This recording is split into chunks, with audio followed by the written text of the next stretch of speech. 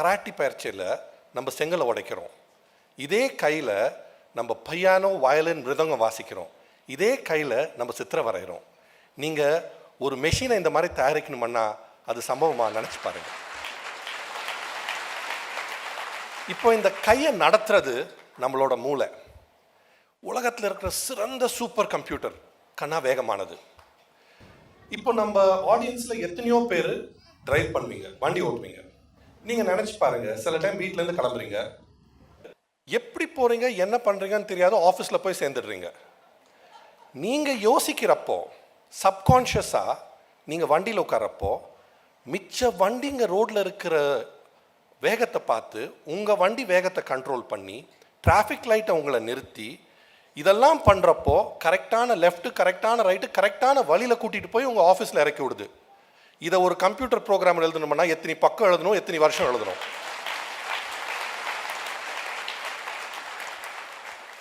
இது நம்மளோட மூளை. அடுத்தது நம்மளோட சிறுநீரகம். It is the most fantastic filter, நமக்கு தெரிஞ்ச ஃபில்டர் உலகத்திலேயே. ஒரு சிறுநீரகத்தில் 1,00,000 சின்ன ஃபில்டர் இருக்கு. எத்தனை பேருக்கு தெரியும்னு எனக்கு தெரியாது, நம்ம ரத்தத்தில் இருக்கிற உப்பு கடலில் இருக்கிற உப்பு ஒரே அளவு, தெரியுங்களா உங்களுக்கு? அண்ட் அந்த உப்பு லெவலை இவ்வளோ சின்ன மார்ஜினில் நம்ம கிட்னி கண்ட்ரோல் பண்ணுது. அது மாத்திரம் இல்லை, நம்மளோட பாடியோட பிஹெச், நம்மளோட பிளட் ப்ரெஷர் எல்லாத்தையுமே அந்த 2 சின்ன சிறுநீரகம் ரெகுலேட் பண்ணுது. இவ்வளோ விஞ்ஞானம், இத்தனை வருஷம் நம்மளால ஒரு ஆர்டிஃபிஷியல் சிறுநீரகம் இன்னும் தயாரிக்க முடியல. அது சிறுநீரகம்.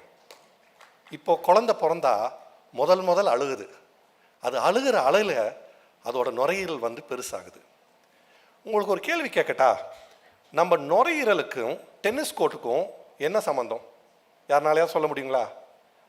நம்ம நுரையீரலை நம்ம விரித்தால் ஒரு டென்னிஸ் கோர்ட் அளவு. அது நம்ம நுரையீரல். நீங்கள் தினம் உங்களையே அறியாமல் சுவாசிக்கிறீங்க.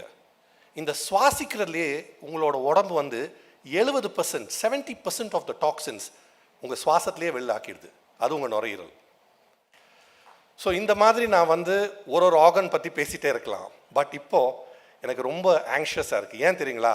I want to come to my favourite topic, என்னோட இருதயம், நம்மளோட இருதயம். என்ன கேட்டிங்கன்னா அதுதான் நம்ம உடம்புல நம்ம இன்ஜின், நம்ம பம்ப். காலகாலமாக எல்லா எமோஷன்ஸ் இருதயத்துலேருந்து வருது. இருதயத்தையே உனக்கு அர்ப்பணிக்கிறேன். இதுல எல்லாம் அர்த்தம் இருக்கா அர்த்தம் இல்லையான்னு யோசிக்கிறதுக்கு முன்னாடி நான் இருதயத்தை எப்படி பார்க்குறேன்னு ஒரு நிமிஷம் உங்களை காட்ட விரும்புகிறேன். அது ஒரு கர்ம யோகி. நீங்கள் நினைச்சாலும் நினைக்கலைன்னாலும் தேங்க்யூ, நீங்கள் நினைச்சாலும் நினைக்கலைன்னாலும் நிமிஷத்துக்கு நிமிஷம் 70 வாட்டி, நாளுக்கு 1,00,000 வாட்டி துடிச்சிட்டே இருக்கு. நம்ம இருதயம் தான் ஒரே ஒரு ஆர்கன், நம்ம மார்லேருந்து எடுத்து வெளியில் வச்சா கூட துடிக்கும். எத்தனை பேருக்கு தெரியும்னு எனக்கு தெரியாது, ஒரு துடிப்பில் நம்ம ரத்தத்தை 96,000 கிலோமீட்டர் நீளமான ரத்த குழாய் வழியாக அனுப்புது. நினச்சி பாருங்க. இப்போ ஒரு வண்டி 90 கிலோமீட்டர் ஆனால் மாற்றிடுறீங்க. இது ஒரு துடிப்பில் இந்த வேலை பண்ணுது. இந்த இதயத்தோட பேச்சு நம்ம கேட்க வேணாமா? இப்போ நீங்கள் கேட்கலாம், என்ன டாக்டர் இதயத்தோட பேச்சு பற்றி பேசுகிறீங்கன்னு. என்ன கேட்டிங்கன்னா, நீ உடம்பும் அதோட ரிலேஷன்ஷிப் ஒரு கல்யாணம் மாதிரி. ரெண்டு பேர் ஒன்றா இந்த உலகத்துக்குள்ளே வரீங்க. சின்ன வயசில் எப்படி நீங்கள் கல்யாணம் ஆன புதுசில் உங்கள் பொண்டாட்டி பேச்சை கேட்குறீங்களோ,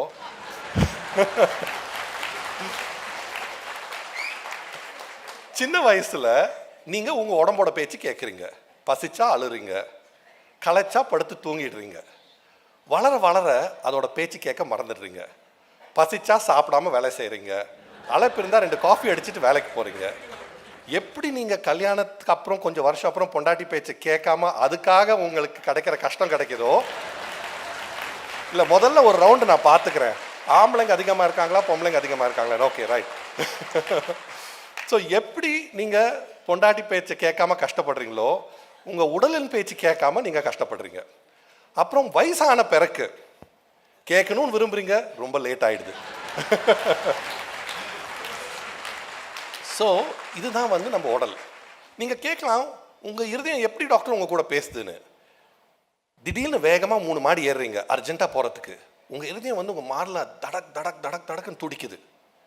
அது என்ன சொல்லுது, பாருப்பா நீ டெய்லி இது பண்ண மாட்டேங்கிற, என்னைக்கோ ஒரு நாள் பண்ணுற, என்னால் முடியல, சரியா, கொஞ்சம் கொஞ்சமாக என்னை பழக்கப்படுத்து. அதுதான் உங்கள் இருதயம், சரிங்களா?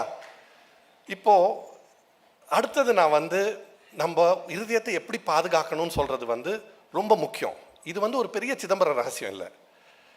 எல்லாரும் சொல்லுவாங்க நீங்கள் எக்ஸசைஸ் பண்ணணும்னு. இந்த எக்ஸசைஸ் வந்து பெரிய விஷயம் இல்லை. அதுக்காக லட்சக்கணக்கான ஜிம் எக்யூப்மெண்ட் வாங்க தேவையில்லை.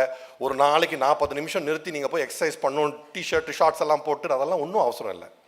நீங்கள் வேலைக்கு போகிறீங்க, நீங்கள் ஆஃபீஸ்லேருந்து ஒரு 10 நிமிஷம் தூரத்தில் வண்டியை நிறுத்துங்க, 10 நிமிஷம் நடந்து போயிடுங்க. மத்தியானம் ஒரு லஞ்சு சாப்பிட்டுட்டு உங்கள் ஃப்ரெண்ட்ஸோட டேபிளுக்கெல்லாம் ஒரு சின்ன வாக்கை போயிட்டு வந்து திருப்பி உட்காந்துருங்க. சாயந்தரம் எனிவே வண்டிக்கு நடந்தால் போகணும், 30 நிமிஷம் வாக் ஆச்சு. பஸ்ஸுக்கு கோயிலுக்கு பஸ்ஸில் போகிறீங்க. இல்லை, நம்ம பெரியவர் சொன்னது எல்லாம் ஒரு அர்த்தம் இருக்குது. ஏன் கோவிலுக்கு போகணும், ஏன் கோவிலை சுற்றணும்? புண்ணியமும் கிடைக்கும், எக்ஸசைஸும் கிடைக்கும்.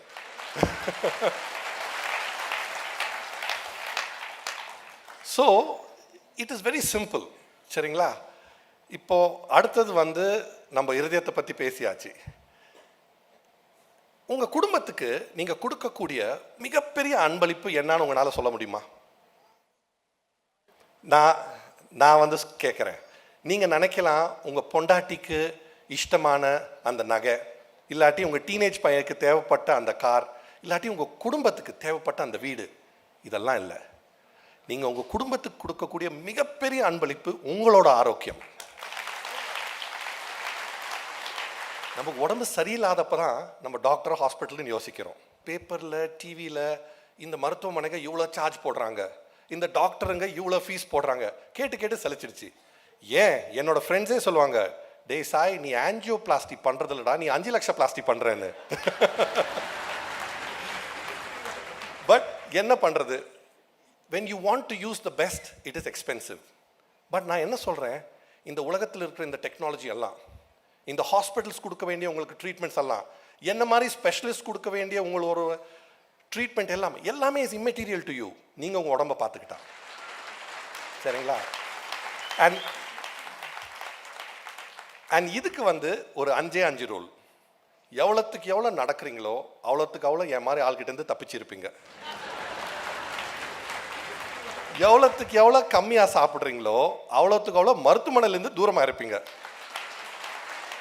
எவ்வளோத்துக்கு எவ்வளோ சிரிக்கிறீங்களோ அவ்வளோத்துக்கு அவ்வளோ லாங் லைஃப் இருக்கும் உங்களுக்கு. 7 மணி நேரம் படுத்து தூங்குங்க. இப்போ உங்களுக்கு மலேரியா ஜுரம் இருந்தால் உங்களுக்கு ஜுரம் இருக்கும், கால் உடஞ்சா வலி இருக்கும்.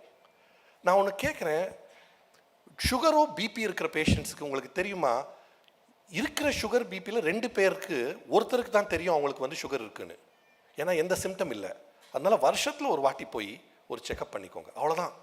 5 simple rules to good health. என்னோட பாட்டி இறந்தப்போ அவங்களோட வயசு 92. என்னை செல்லமாக சாயின்னு கூப்பிடுறாங்க. நான் ஏதாவது சேட்டை பண்ணால் முட்டாப்பாய பிள்ளைன்னு கூப்பிடுவாங்க. எனக்கு இதை கேட்குறதுல ஒரு குறும்பு சந்தோஷம். அதுவும் எங்கள் அப்பா முன்னாடி அவங்க என்னை இதை கூப்பிட்டா எனக்கு இன்னும் சந்தோஷம். அவர் இதை பார்க்க தான் போகிறாரு. ஆமாம், எனக்கு தெரியும் அப்புறம் பிரச்சனை வரும், தைரியமாக சொல்லிட்டேன், நீங்கள் எல்லாம் கிளாப் அடிக்கிறீங்கன்னு சொல்லிட்டேன் தான். ஸோ அதிகபட்சம் அவங்க முன்னாடி, எங்கள் அப்பா முன்னாடி தான் நான் சேட்டை அதிகமாக பண்ணுவேன். அவங்க சொன்ன ஒரு வார்த்தை இன்னும் என் காதுலயே இருக்கு. அவங்க சொல்லுவாங்க, டே கண்ணா, காலார நடந்து கண்ணார தூங்கி வயிறார சாப்பிட்டு மனசார சிரிச்சா உனக்கு நோய் எங்கேருந்துடா வரும்னு.